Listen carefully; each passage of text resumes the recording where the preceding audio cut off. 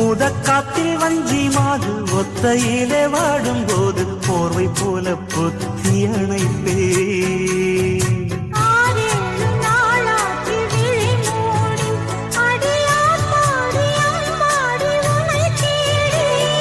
நீதானே மானே